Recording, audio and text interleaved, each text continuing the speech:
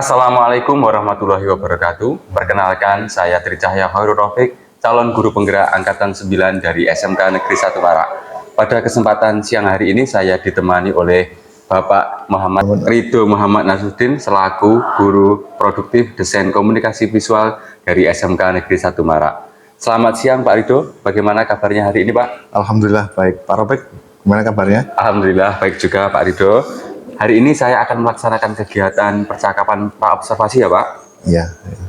Baik Pak, pra-observasi ini sebagai langkah awal sebelum saya melakukan observasi di kelas yang bertujuan untuk yang pertama mendiskusikan tujuan pembelajaran, yang kedua mendiskusikan area pengembangan, kemudian nanti mendiskusikan strategi pembelajaran yang Bapak ingin lakukan. Baik Pak, sebelumnya saya ingin menyampaikan bahwa apakah jadwal Bapak untuk observasi tetap seperti yang kemarin Pak? Ya, betul Pak Rafiq. Besok saya akan mengajar di kelas 11 DKV jam pertama sampai jam ke-4. Oke, baik, berarti kita bisa melaksanakan kegiatan observasi besok Pak ya? Iya Pak Rafiq, dengan mata pelajaran kejuruan Desain Komunikasi Visual kelas 11 DKV. Oke, baik. Baik Pak, kemudian kita akan langsung saja ke pra-observasi ya Pak? Oke. Yang pertama mungkin bisa dijelaskan Pak Ridho terkait besok itu tujuan pembelajaran yang ingin Pak Ridho capai apa Pak? Ya, untuk tujuan pembelajaran besok Pak Rafiq, saya ingin menjelaskan kepada siswa tentang pengertian dan prinsip dasar menggambar latar. Yang kedua yaitu menentukan prinsip dasar menggambar latar. Yang ketiga ini adalah keterampilannya, anak-anak nanti diharapkan melakukan pembuatan gambar latar. Dan yang terakhir tentunya anak-anak juga akan mempresentasikan hasil dari pembuatan gambar latar. Baik Pak, berarti untuk tujuan kegiatan pembelajaran Bapak besok yang pertama adalah mengetahui dulu teknik penggambaran latar sampai nanti anak-anak action atau praktek untuk teknik penggambaran latar tadi. Ya, betul Pak ya? Kemudian untuk area yang ingin dikembangkan dari pembelajaran besok apa Pak? Nah, untuk area yang ingin saya kembangkan besok meliputi aspek pengetahuan, di mana nanti anak bisa menjelaskan pengertian dan prinsip menggambar latar.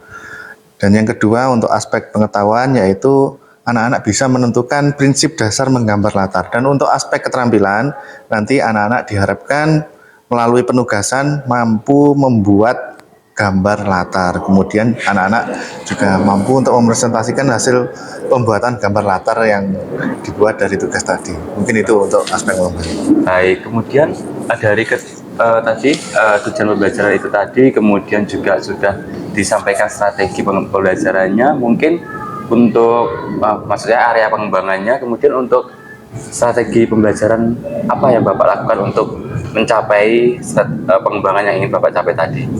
Ya, untuk strategi pembelajaran yang saya gunakan dalam kegiatan pembelajaran ini, saya menggunakan metode ceramah pada awal materinya. Kemudian untuk aspek keterampilan, saya menggunakan metode penugasan Pak Robert. Mungkin itu. Apakah ada diferensiasinya Pak di dalamnya? Dalam penugasan ini tentunya nanti akan ada diferensiasi, tapi dalam bentuk kontennya Pak. Dalam bentuk kontennya. Baik, terima kasih. Kemudian dari strategi tadi yang Bapak sampaikan, strategi apa yang Bapak lakukan untuk memenuhi area pengembangan yang ingin Bapak capai tadi? Nah, untuk strategi yang saya gunakan nanti, saya akan menggunakan sumber belajar yang bervariasi, dan tentunya dengan sumber belajar yang bervariasi ini tentunya akan menghasilkan hasil karya anak yang bervariasi juga Pak Robert nanti. Ya. Dan harapannya nanti hasilnya konten anak-anak ini bisa bervariasi, karena dalam penugasannya nanti kreativitas anak itu pastinya akan berbeda-beda meskipun dalam soal penugasannya itu sama, tapi tentunya akan berbeda-beda. Oke, baik sekali Pak. Strategi yang Bapak sampaikan tadi sudah sangat luar biasa. Semoga besok dapat terlaksana dengan baik ya Pak. Iya Pak.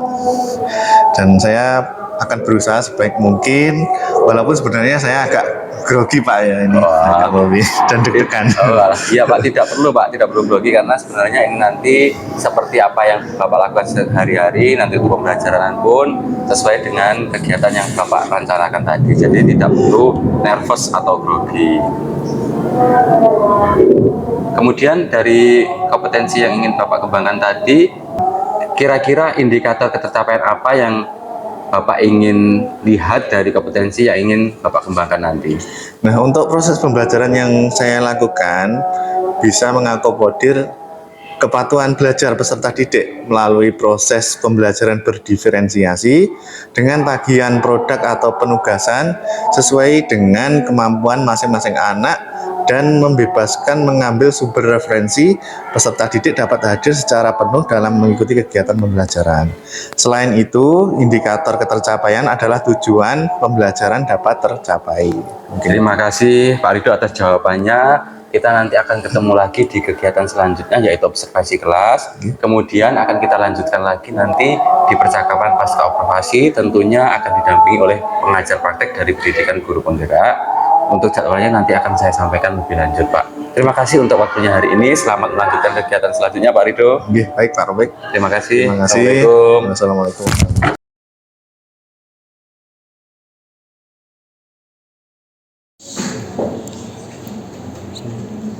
Baik, Assalamualaikum warahmatullahi wabarakatuh. Waalaikumsalam warahmatullahi wabarakatuh. Semangat pagi. Pagi. Luar biasa.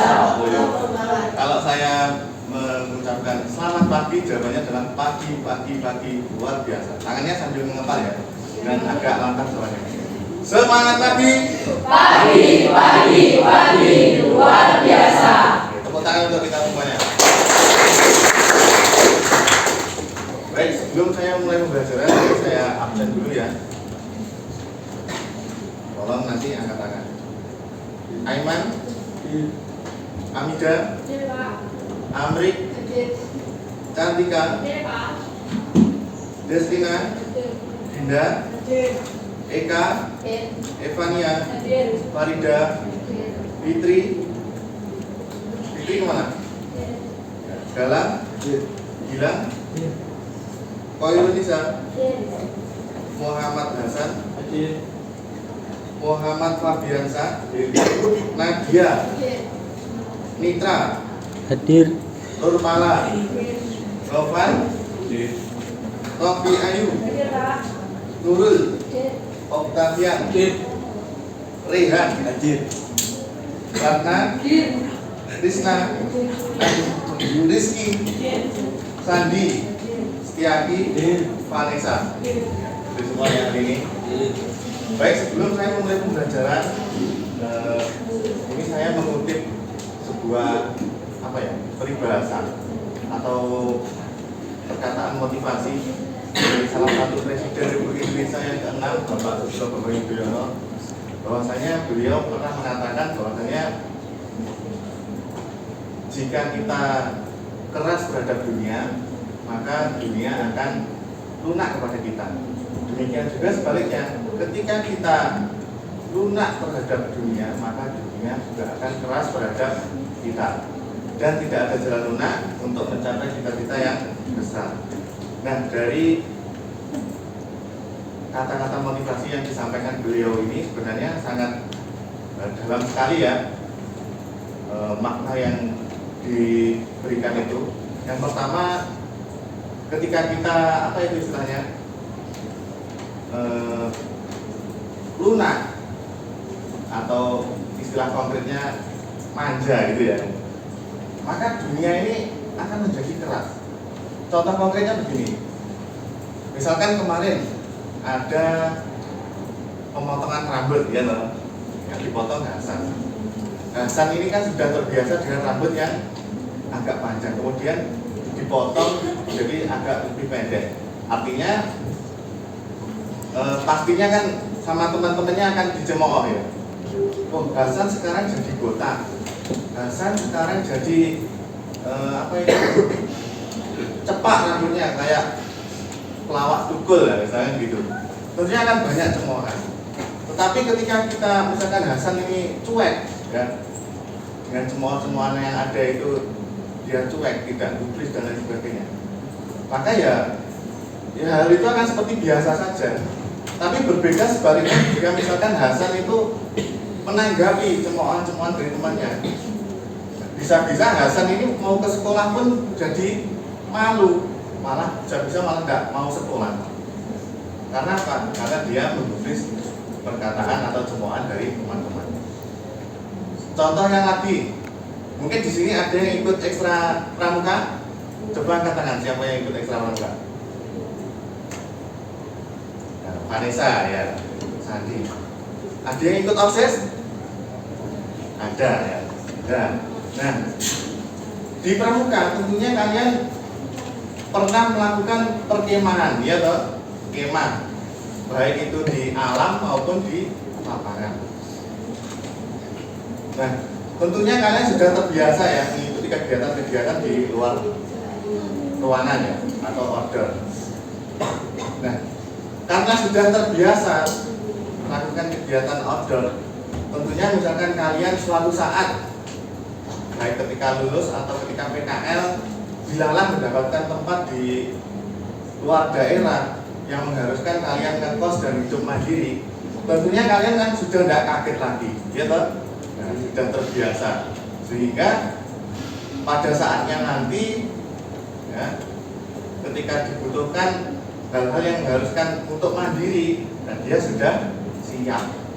Itu yang saya maksud kalau kita keras terhadap dunia, maka dunia akan menjadi lunak terhadap kita. Demikian juga yang ikut OSIS, misalkan Mbak Sandi ini ikut OSIS. Di OSIS itu kan sudah terbiasa dengan mengajukan proposal, mungkin bahkan proposalnya sama sekolah ditolak dan lain sebagainya, atau bahkan justru pernah dimarahi juga mungkin sama pembina OSIS. Nah, hal yang seperti itu untuk apa? Jadi misalkan nanti ketika sudah bekerja, dapat sebuah pekerjaan, kemudian mungkin ada perkataan yang kurang enak dari bosnya, misalkan seperti itu. Jadi Mbak Sandi ini misalkan suatu saat bekerja di perusahaan, maka dia sudah tidak kaget lagi. Karena apa? Waktu OSIS itu sudah terbiasa dengan hal-hal yang demikian itu. Jadi ketika misalkan ikut bekerja orang, kemudian mendapatkan mungkin perlakuan yang kurang enak atau gimana, kan sudah biasa ya, namanya ikut kerja di orang itu pasti ada hal seperti itu. Jadi mungkin sudah tidak kaget lagi, tidak tersinggung. Seperti itu. Dan itu tadi sedikit motivasi ya dari Presiden kita yang ke-6 Bapak SBY. Kemudian kita langsung ke materi. Kali ini kita akan belajar tentang prinsip menggambar latar. Dan apa saja sih hal yang harus kita ketahui ketika menggambar latar itu, nanti kita akan bahas dalam materi ini. Sebelum saya lanjutkan, ini saya akan sampaikan tujuan pembelajaran dulu. Untuk tujuan pembelajaran pada hari ini, yang pertama kita nanti kalian diharapkan mampu menjelaskan pengertian dan prinsip dasar gambar latar. Jadi nanti ada beberapa prinsip yang harus kalian ketahui. Prinsip itu apa toh?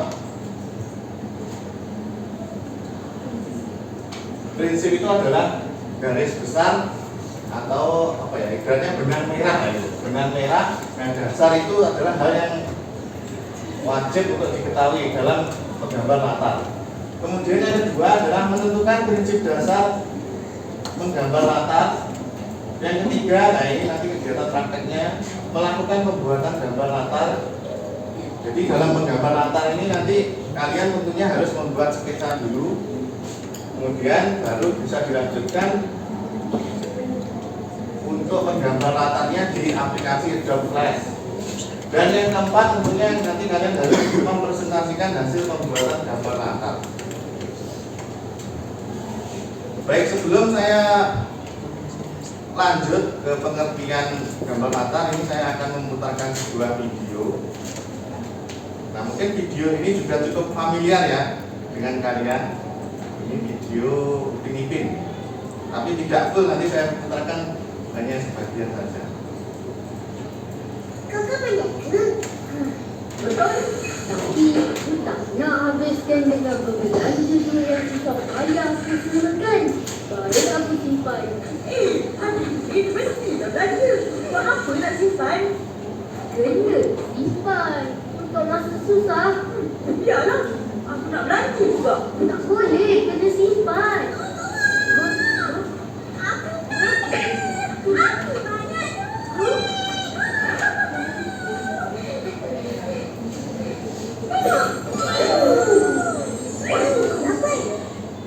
Aku tak berguna.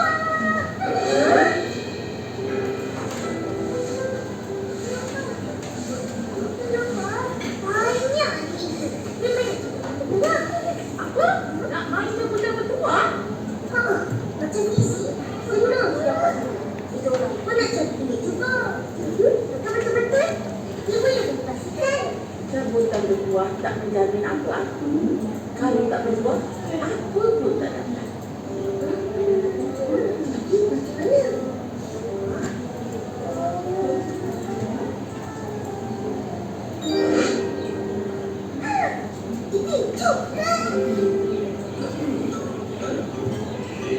Oke, cukup ya untuk itu aja. Nah, saya mau bertanya ini tentang adegan Upin Ipin, kemudian Karus dan siapa neneknya itu namanya?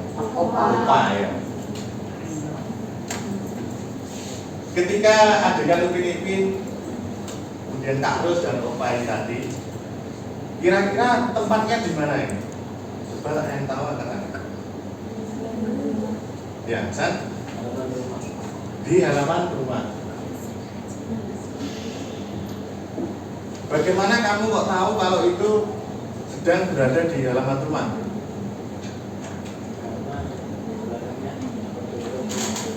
Ada background rumah. Rumahnya warna apa tadi? Warna hijau ya. Kemudian sebelumnya tadi juga ada adegan ya, sebelumnya tadi yaitu waktu Upin Ipin dan teman-temannya bermain.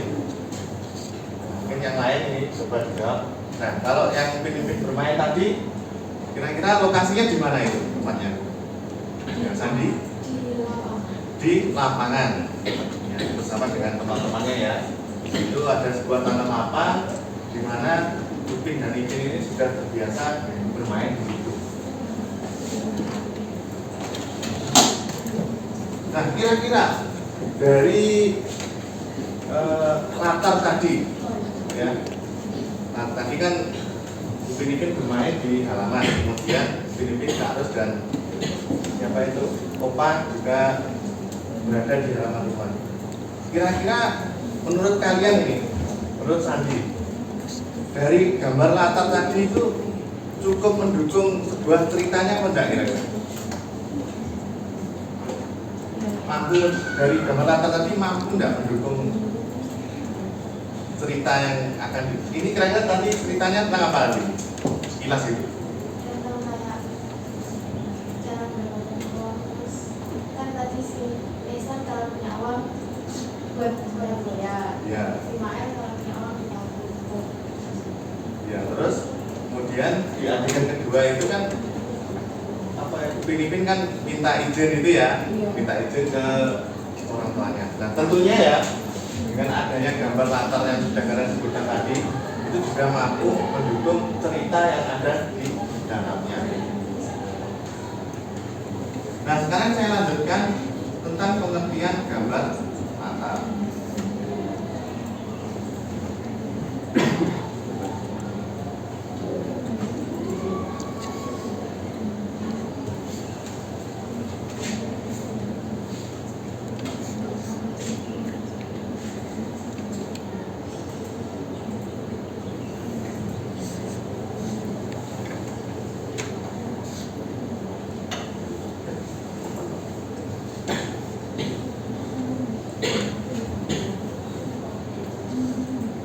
Oke, yang belakang kelihatan ya?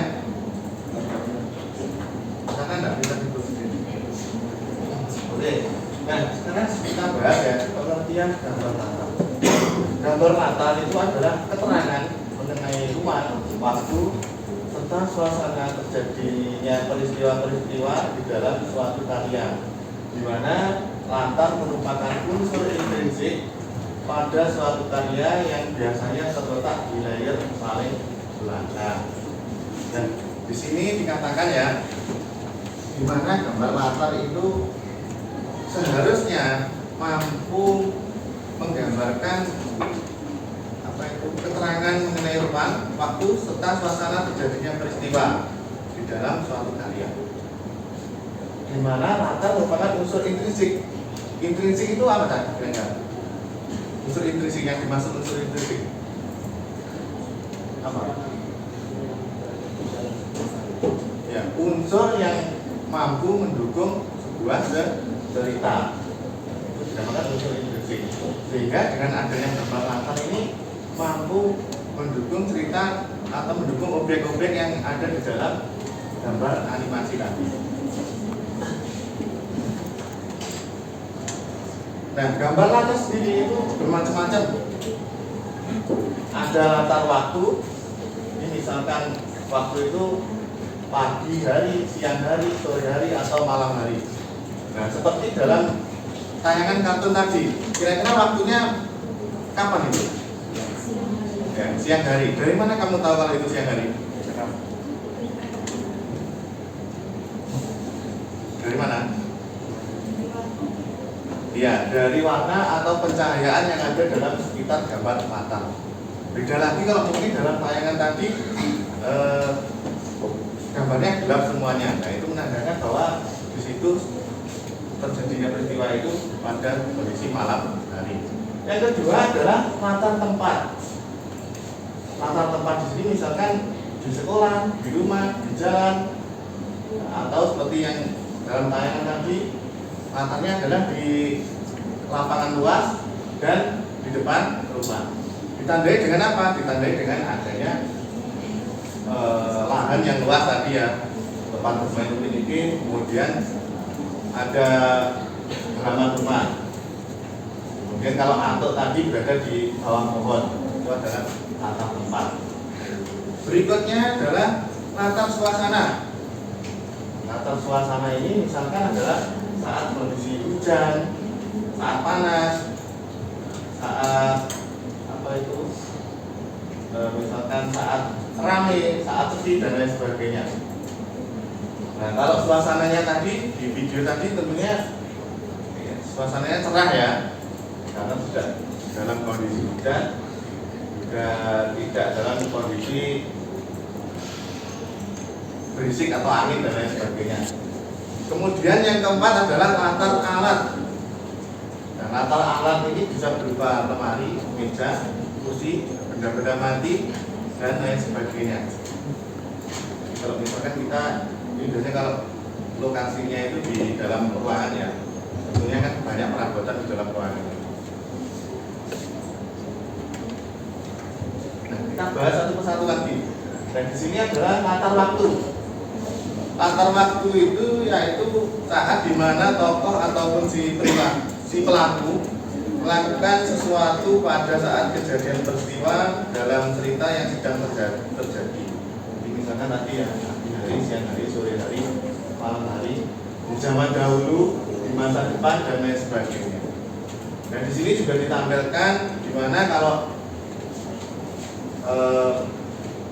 kondisi dalam siang hari tentunya ditandai dengan lokasi yang sekitarnya terang benderang, atau bahkan di situ ada gambar matahari ya, itu yang warna kuning. Nah, itu menandai bahwasanya latar waktunya di situ siang hari. Kemudian di sebelahnya ini ada latar waktu kalau malam hari. Mungkin bisa ditandai dengan adanya langit yang gelap. Nah, mungkin di situ ada bulan, ada bintang dan lain sebagainya. Tentunya itu menandai bahwa waktu dalam latar tersebut malam hari. Berikutnya adalah latar tempat, yaitu saat dimana tempat tokoh atau pelaku mengalami kejadian atau peristiwa di dalam cerita. Misalnya di dalam gedung, di hutan, di kelas, di jalan, di pantai dan lain sebagainya. Tentunya kita harus menggambarkan misalkan di dalam gedung ya, kita harus menggambarkan rentetan gedung yang di dalam gedung ya, berarti di dalam ruangan. Nah, berarti kita harus menggambarkan apa ya? Seolah-olah itu berada di dalam sebuah ruangan. Kalau di hutan berarti hutan itu kan identik dengan pepohonan yang banyak ya. Jadi kalau kita menggambarkan background di hutan, berarti kita juga harus menggambarkan pohon-pohon yang banyak di dalamnya. Kalau kita menggambarkan di pantai, berarti kita juga harus ada lautnya, harus ada perahu atau ada pantai dan lain sebagainya. Jadi jangan sampai kita ketika menggambarkan gambar latar itu misalkan lokasinya di pantai, tapi bentuknya itu tidak seperti di pantai. Bentuknya misalkan kayak sungai. Bentuknya itu juga tidak akan mendukung sebuah cerita. Berikutnya adalah latar suasana, yaitu situasi apa saja yang terjadi saat tokoh atau pelaku melakukan sesuatu atau mengalami peristiwa. Misalkan saat hujan, saat panas, saat sedih, saat gembira, dan lain sebagainya. Dan seperti pada gambar, dari mana kita tahu kalau ini sedang terjadi hujan? Karena ada Iya, karena di dalam gambar ini ada bintik-bintik putih ini ya, ada bintik-bintik putih ini sehingga ini menggambarkan bahwasanya saat itu sedang turun hujan. Kemudian warna mendungnya juga ini hitam ya, artinya warna hitam ini menandakan bahwasanya ini sedang hujan lebat. Karena kalau dari gambar ini kira-kira siang atau malam ini? Malam hari. Tandanya dengan apa? Iya, langit yang berwarna gelap. Jadi ini suasananya sedang hujan di malam hari. Ini enak-enaknya tidur ya, suasana kalau di malam hari hujan. Demikian juga misalkan latar suasana saat sedih. Latar suasana saat sedih itu bisa digambarkan mungkin dengan kondisi sekitar yang tampak apa ya, tampak sendu dan hening dan lain sebagainya. Kan tidak mungkin kalau kita sedang sedih tapi latar sekitarnya tertawa gembira dan lain sebagainya, itu kan tidak masuk ya sebenarnya kan. Demikian juga ketika saat gembira, latar suasana sedang gembira, mungkin ditandai dengan suasana sekitar yang sedang ramai. Jadi kalau gembira itu kan identik dengan keramaian.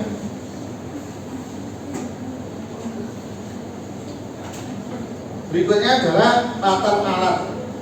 Latar alat ini peralatan apa saja yang diperlukan pelaku atau tokoh dalam sebuah cerita. Seperti misalnya buku, ballpoint. Kalau dalam gambar ini, nah ini dia sedang membawa pedang ya. Terus di belakangnya itu juga ada tempat untuk pedang, itu namanya apa ya? Atau samurai. Ini karakter Jepang. Nah, jadi yang jadi backgroundnya itu ya alatnya itu, alat yang sedang dipegangnya itu. Atau bisa benda-benda mati yang lain. Misalkan kalau di dalam ruangan ya seperti lemari, meja, kursi, pintu, dinding dan lain sebagainya.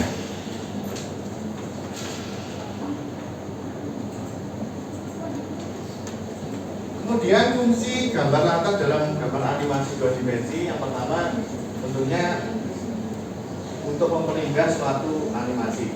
Jadi bayangkan saja kalau sebuah animasi itu hanya polosan ya, tidak ada gambarnya sama sekali, tentunya akan monoton ya. Nah sekarang kita akan masuk dalam penugasan. Nah ini kalian bawa alat tulis loh, pensil, kemudian penggaris dan penghapus. Ya. Ini nanti kalian silahkan menggambar di kertas. Ya, nanti akan saya bagikan kertas. Nah, nanti silahkan kalian menggambar latar yang menampilkan sebuah jalan di kota metropolitan yang hijau.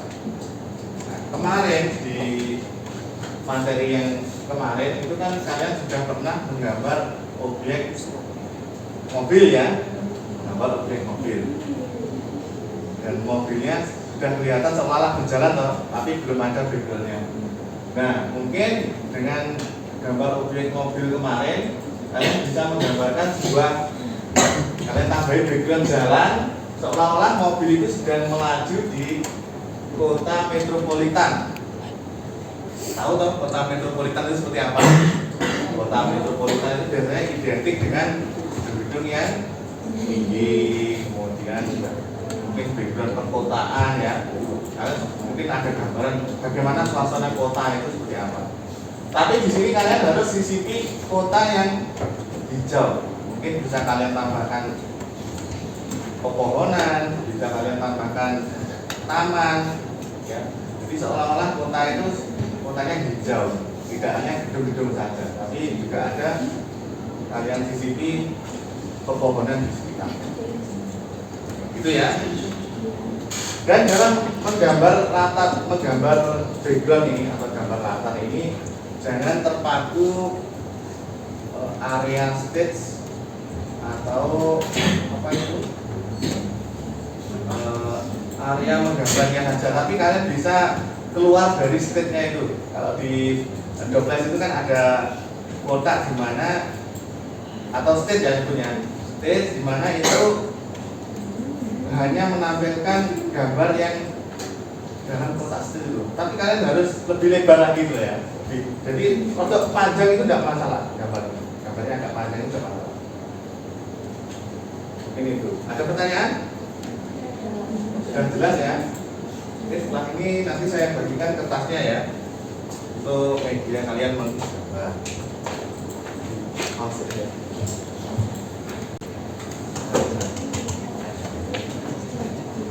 Alat tulisnya sambil dikeluarkan ya.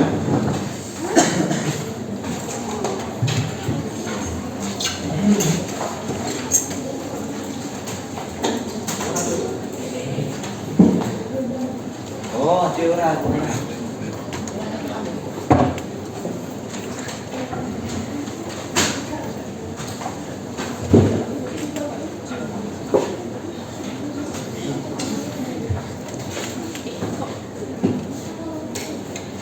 Nah, di dalam kertas yang sudah saya bagikan itu, nanti silahkan kalian gambarkan apa adanya ya.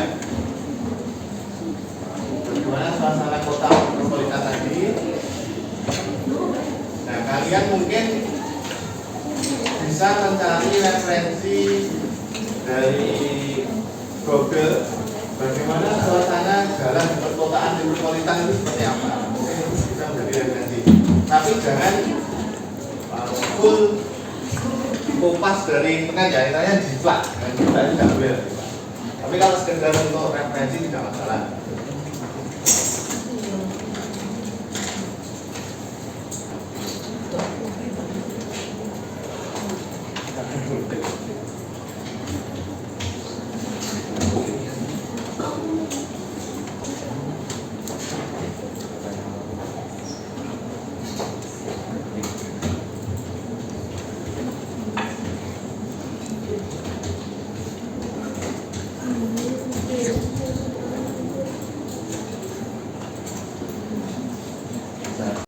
Nah, oke ya, tadi Pak Rizal sudah keliling ya melihat hasil gambar sketsa kalian.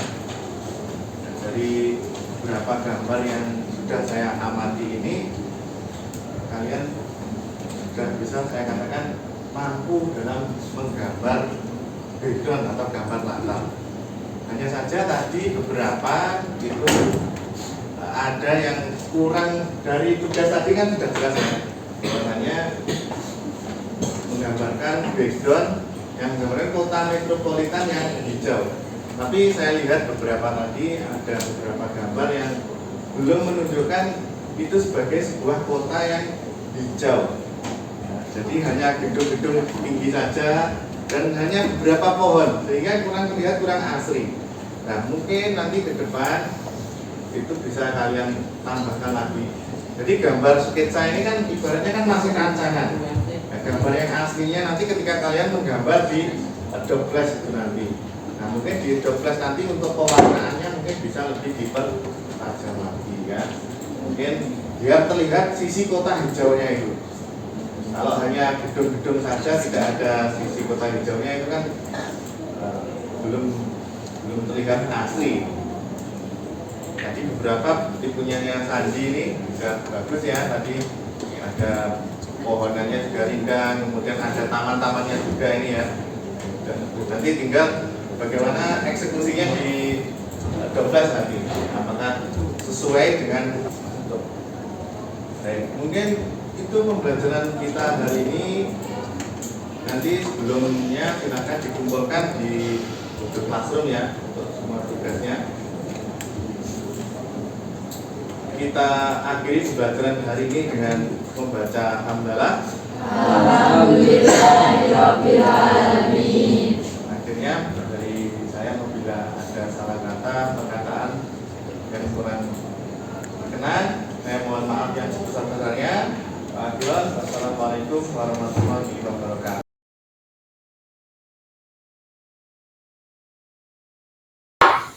Assalamualaikum warahmatullahi wabarakatuh. Bertemu kembali dengan saya, Tri Cahya Horur Rafiq, calon guru penggerak Angkatan 9 dari SMK Negeri 1 Marak. Pada kesempatan hari ini, saya dibersamai oleh rekan saya, Bapak Ridho Muhammad Nasruddin, selaku guru yang telah saya supervisi, dan Ibu Siti Juwaroh, selaku pengajar praktek pendidikan guru penggerak. Assalamualaikum, Bu Siti Juwaroh. Waalaikumsalam. Pak Ridho, bagaimana kabarnya hari ini, Bu? Alhamdulillah sehat, Pak. Pak Ridho, kabarnya hari ini? Alhamdulillah sehat juga, Pak. Alhamdulillah. Hari ini saya akan melanjutkan rangkaian observasi atau supervisi kelas yang telah saya awali dari pra-observasi, kemudian observasi, dan hari ini adalah kegiatan pasca operasi.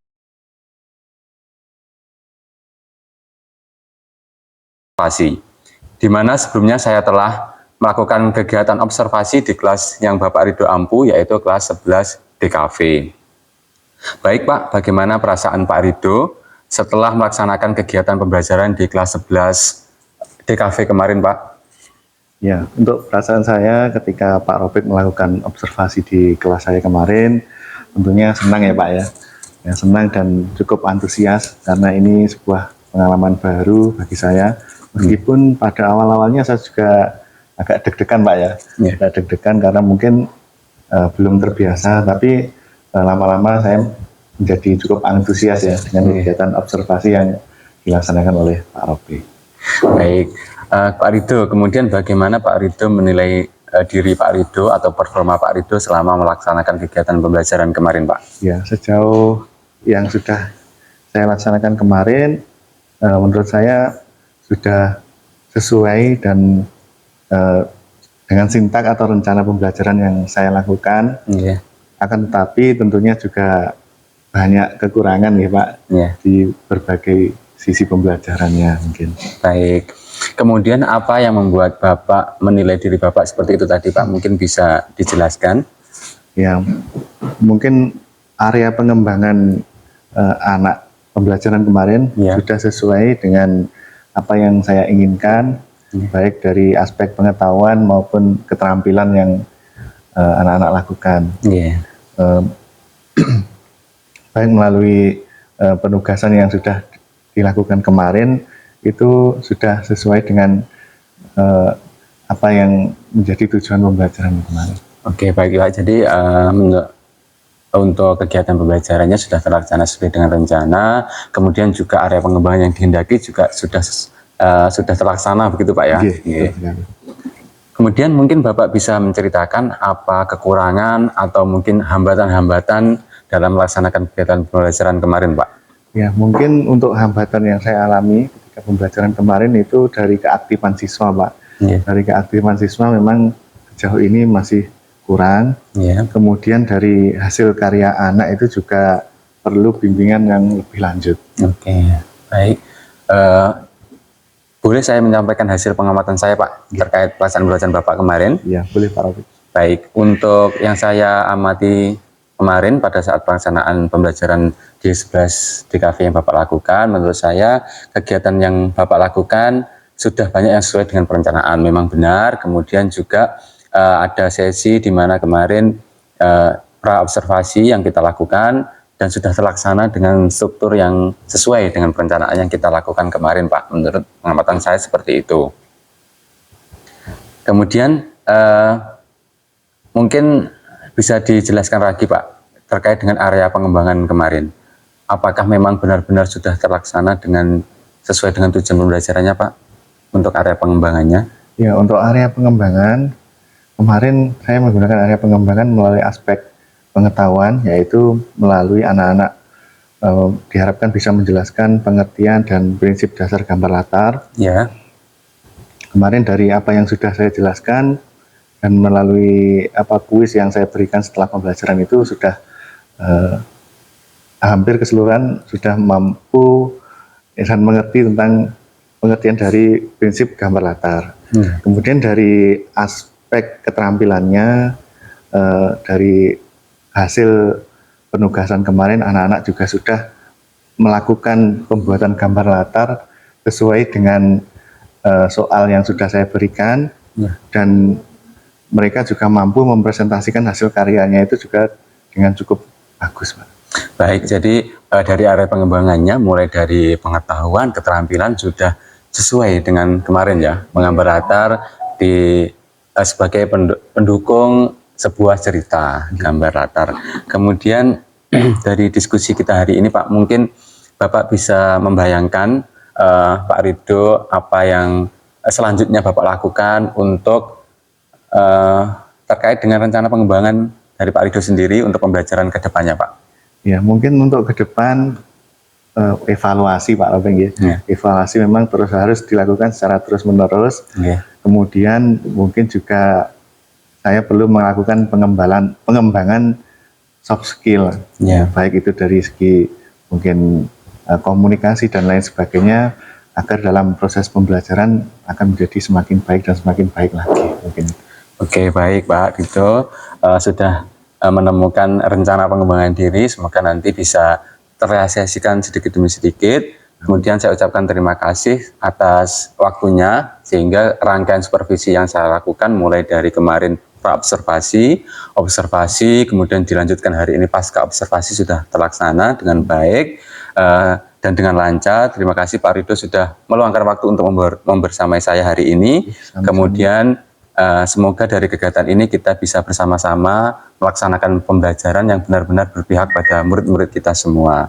Selanjutnya kegiatan ini akan dilanjutkan dengan pemberian umpan balik atau refleksi dari Ibu PP saya di Pendidikan Guru Penggerak kepada Ibu Siti Juwaroh. Kami persilahkan.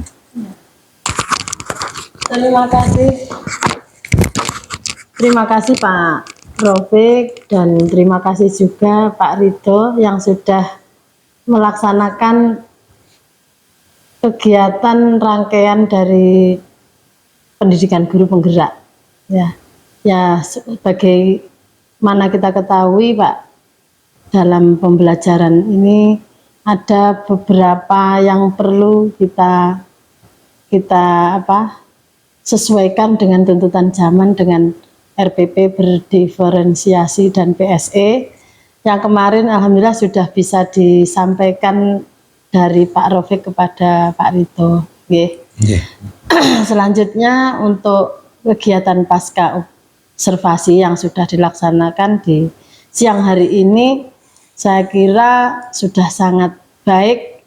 Pak Rofik sebagai seorang coach bisa menyampaikan pertanyaan yang memberdayakan, sehingga Pak Ridho yang berperan sebagai kuncinya hari ini bisa menyampaikan apa yang kemarin belum terlihat atau mungkin dirasa Pak Ridho itu masih kurang dalam pembelajarannya.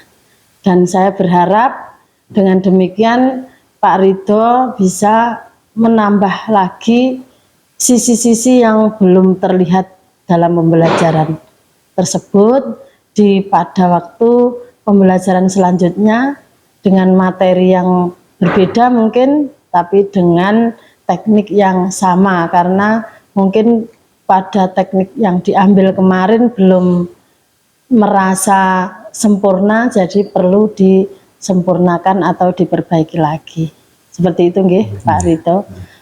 Sekali lagi terima kasih dan apresiasi yang setinggi-tingginya pada panjenengan berdua yang sudah melaksanakan kegiatan observasi di kelas.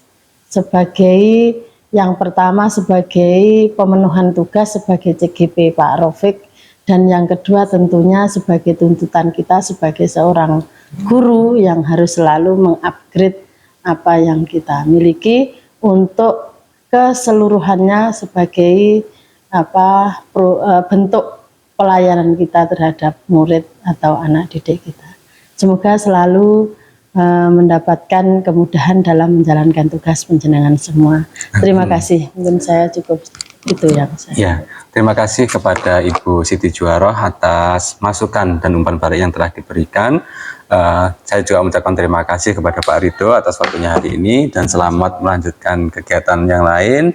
Kepada Ibu Jujuk juga saya mengucapkan terima kasih atas pendampingannya selama ini.